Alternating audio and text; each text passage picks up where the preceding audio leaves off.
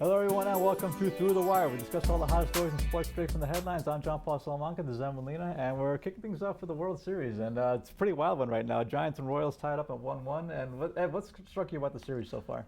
Pitching. The first game was dominated by Bumgarner. He was just lights out. They couldn't hit him at all. And the second game, it really was a Kansas City bullpen. You know, they've been kind of the heart and soul of this team in a lot of ways. It's going to be very interesting when they go to a National League park. You know, the bullpen's going to be very, very key, especially with the with the pitchers hitting. I think in that sense, you know, Kansas City has a slight advantage, but this is going to be a long haul series, in my opinion. Yeah, definitely, especially if they keep on hitting the way they have right now. Right now, there hasn't really been any kind of really close games so far. It's been a lopsided victory here, a lopsided victory there. I think that now the series shifts right back to San Francisco.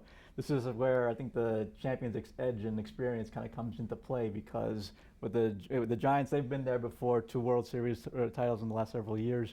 And the Royals, they're kind of the new kids on the block right now. We're going to see kind of who, you know, what these teams are made of, I think, at this point. To me, it'll be fascinating because Kansas City has played extremely well on the road, but that's going to be a hostile crowd. You know, San Francisco fans are pretty diehard. You know, everyone talks about, you know, there's the East Coast bias of talking about the Yankee fans and the Red Sox fans. You know, Giant fans are pretty passionate. I'd say more passionate than Dodgers fans. Sorry, Dodger fans. It's truth. You know it. Go beat traffic. You know, but it's just, you know, it's going to be interesting how they react to the hostile crowd. Yeah, indeed. It's going to be definitely a World Series to remember and to watch. Moving on from the diamond to the gridiron, Robert Griffin III, RG3, is returning from his ankle injury, but so far it's starting to look tentative. And right now the Redskins who are standing at 2-5. They have a big game coming up next week against the 5-1 Cowboys. So I would not rush RG3 back. He has a history of this, of coming back too early. We've seen this too many times. Somebody in that coaching staff needs to take this kid aside and sit him down and let him heal. I'm a little biased in the sense that I like Colt McCoy. I feel like he never got a chance in this league.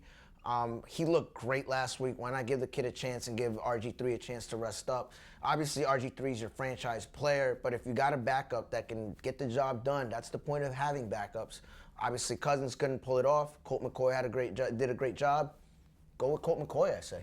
Right, and whether or not he returns to form or not is going to be very critical at this point, especially because right now nothing's working for the Redskins. They're right now at the very bottom of the basement of the NFC East, and you know whether or not it's going to be RG3 returning or whether or not it's the backup stepping up, they're going to need something to shake things up. I would actually, you know, sit RG3 down. I would shut him down for the rest of the year. I'm sorry, you're 2-5.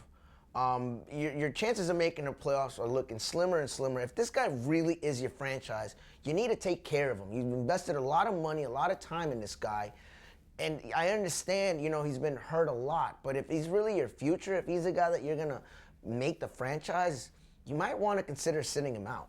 Yeah, it's going to be a curious situation to watch. And moving on to the NBA. The NBA season's going to kick off on Tuesday, October 28th.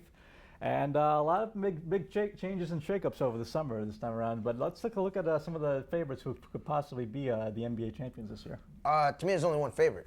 It really is. It's the Spurs. Until somebody can prove otherwise, look, Cleveland still has to figure out what they're about.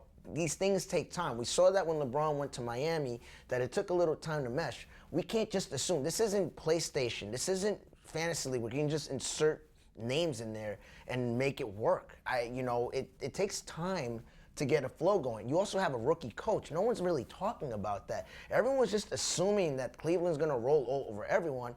And the thing is, there's only one favorite, in my opinion. It's the Spurs. Right, but you can't discount the fact that LeBron James, best player on the planet. Now you're on top of that, adding in Kevin Love to go with Kyrie Irving. I think the Cavs, they're gonna. I mean, especially in a weak Eastern Conference, I don't really see anybody else that's going to be able to just challenge the Cavaliers based on just the sheer magnitude of their talent alone right now. I have to disagree on that because we don't know yet what we're going to get out of Derrick Rose. Yes, he's coming off an injury, but if Derrick Rose comes anywhere near as good as he's been in the past, we're talking about an MVP here.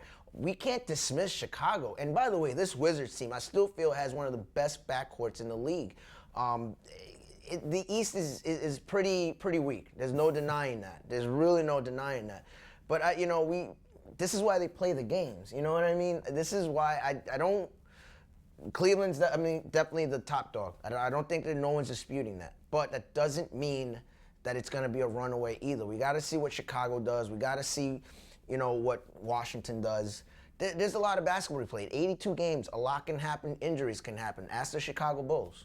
Well, very had asked the Oklahoma City Thunder, because with Kevin Durant now out of the picture for at least 2 months, I think that opens up a window for the Los Angeles Clippers to step in. I know they've had some issues coming, trying to get out of the first round the last couple of years, but now that now they've been together for a little while now. I think this is, Chris Paul's getting better each season.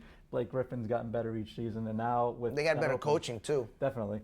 So now I think with this opens up a window where possibly the Clippers could move up into that spot where they could actually legitimately make a challenge for the Western Conference. The thing is, though, if I'm Oklahoma City, if I'm the Thunder, I'm not worried yet. I think, again, I hate to go back to the Spurs, but it's the one thing they've proven is you just got to get into the playoffs. The real season doesn't start till April. So let Durant heal. Let him do what he has to do. Get into the playoffs. Maybe, you won't be the top seed. Get in there as a 4 seed, a 3 seed. Then worry about it. Then worry about it. I think they'll be okay. They just got to get into the playoffs. Well, I'll have to see how it all unfolds when the NBA season kicks off on October 28th. And that wraps up this edition of Through the Wire. Remember to tune in next week for more. Like us on Facebook, follow us on Twitter, and to continue the conversation, remember to follow us on LatinPost.com.